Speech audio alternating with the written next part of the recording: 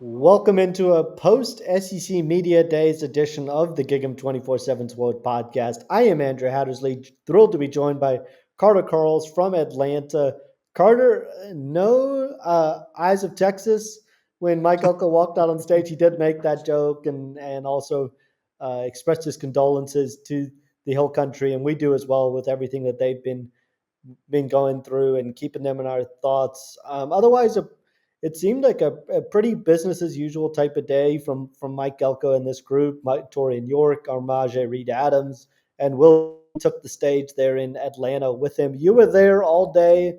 I know it's a busy day, gathering, kind of jumping from stage to stage, catching up with everybody.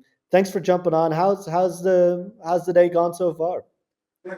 It's great, man. It's always busy at SEC Media Days.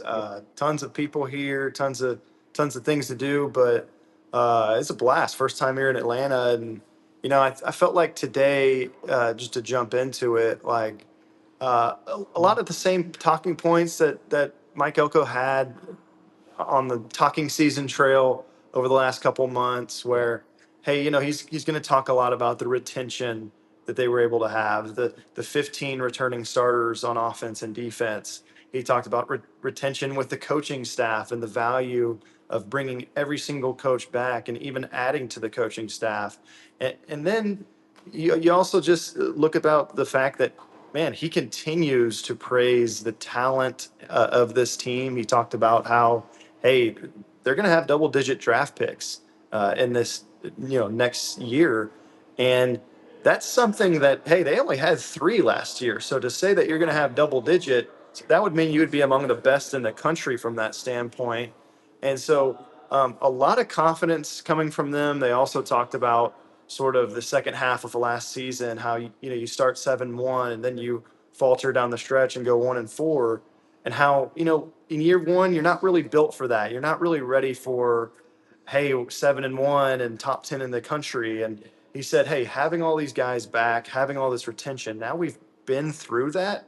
And so you look at this schedule and how hard it will be in that second half of the season with 4 road games and 6 games. He thinks that they're a little bit more prepared for that moment now. So a lot of different talking points. We'll get into it more, but a lot of confidence. You usually get a lot of confidence in these ordeals, but for him to put a number on it, hey, double digit NFL draft picks. Hey, Marcel Reed's going to be substantially better. Definitely an optimistic outlook for A&M. Yeah, I think Marcel Reed's are the big kind of storylines of media days. He's not there, obviously, but was talked about a lot amongst players, coaches. What was said about him, and what was some of the feedback, maybe from players, from Mike Elko, as to what he had to say about him? Yeah, I think maybe the biggest thing is being more of an entrenched leader now because last season, Connor Wigman enters the season as a starter. Then they go to Marcel Reed. Then they go back to Connor. Then they go to Marcel. Then they lose a few games. Yeah. Mike Elko mentioned that's a tough thing to go through, and now he's a lot more comfortable in his own skin. He's taking more of a leadership role. Armage Reed Adams even mentioned that hey, there was a time at practice this offseason where receivers were dropping some balls, and Marcel Reed pulled him aside afterward and said, "Hey, we're not here to just run routes. We're not here to just run around. You guys need to catch the ball because y'all aren't going against anybody. So when it comes time to have defenders out in front of you, you need to catch the ball." And that's something that might have been missing last year when he's a redshirt freshman. Maybe his voice isn't quite there yet. He's the backup. Now he's that starter. Now he's taking that leadership role. And then from a skill set standpoint, I think that next level for him is as a passer. We know what he can do with his legs. He brings a very high floor with his legs and also ability to take care of the football. Marcel Reed already mentioned he wants to be at 70% completion this year, which is a pretty lofty goal. But his teammates are also talking about, hey, this passing offense definitely has the potential to be more explosive because you add in Mario Craver, the speedster out of Mississippi State, and you add in Casey Concepcion, who has all the makings of an All SEC talent this coming season. And And then you add in Marcel Reed just improving as a passer. And I think there's a lot of optimism about this passing game improving. No doubt. And obviously, Mike Elko, one of the other things I feel like he was asked about a lot today was year two, right? That's kind of one of the big storylines is heading into year two, the differences between year one and year two. It feels like, and seems like as well, that he feels really good about how this offseason has gone and kind of where this program is. Your first 12 months taking a job is sometimes like drinking water from a fire hose in terms of everything Yeah. you've got to kind of get in order. What did you sense from him about kind of how he feels like this offseason has gone and where this team is heading into year two? Yeah, one of the most interesting things that he really hammered home was, hey, not only the retention, right, but also their entire roster was pretty much set in January. You Yeah. didn't have a lot of portal outgoing entries in May and April. You didn't have any guys come from the portal after the spring. And so pretty much their entire team, what it looks like now is what it looked like in January. And there's real benefits with that. Whereas you see all these teams in the country who are adding so many players every offseason and they're doing it in January and after the spring. Not to mention all of the guys who enrolled a semester early in January, your entire freshman class outside of Jerome Miles was there for the entire spring. And so just having the continuity and having a full off season, because you compare it to last year and they had a ton of guys coming in January. They had a ton of guys coming in April and May. They had a coaching staff adding on. I remember Mike Elko talked about this last year, where it was like he's like it's like driving through a rainstorm or whatever, or on a boat and going through a rainstorm. It was just a combination of chaos of having to get players, having to get coaches, having to get transfers, and now there's continuity, there's stability, probably the biggest thing that hey, they're not really having to go and be focused on creating a team anymore. They're now able to, hey, that culture we established, now we're going to kind of cement that culture and try to make it, something that lasts. And having all that continuity, I think, will help that. Yeah, curious because one of the other things he did bring up today was looking at that defensive side of the ball, and obviously when fall camp rolls around in a couple weeks, that's going to be one of the top kind of storylines that everybody's focusing on. When he spoke on the main stage, he talked about how all top seven of the back end guys will be back this year, and I know that also takes into account Tyreek Chappelle, who he's talked a Yep. lot this year, was a massive blow last season, losing him earlier in the year before the Florida game. What was said maybe from Will Lee and Torian York and some of those other guys and also Mike Elko about kind of that back end of the secondary and fixing that defense? Well, we asked Will Lee, is there going to be another blanket in the secondary this coming season? He said Julian Humphrey. And so that was a good sign because that's been kind of the question, who will be that other outside cornerback? Des Riggs, Julian Humphrey. Could you knock out Tyreek Chappelle and maybe he plays outside? I think it's Humphrey or Ricks, and Humphrey's kind of the guy that's been building a lot of steam this offseason. He's somebody that has a case as one of the fastest players in college football. Runs, Yeah. 4.3 40, and played a lot of games, started a lot of games at Georgia last season. So certainly has the experience. You bring back everybody else. Your top three safeties are all back, and they're all at least a junior or senior. Tyreek Chappelle will be entering his fifth season. Will Lee is in his fourth season. Just a ton of experience and continuity there. I think Tyreek Chappelle, though, is one of those X factors as well, because going into last season, when you talk to this coaching staff, when you talk to the people around the team, Tyreek Chappelle was built up to be maybe one of the best, probably the best player in the secondary, and one of the best defensively, which is saying something because Will Lee had a second team All SEC season. But Yeah. people really were raving about Tyreek Chappelle last year. Goes down with a season ending injury week 2, right before the McNeese State game.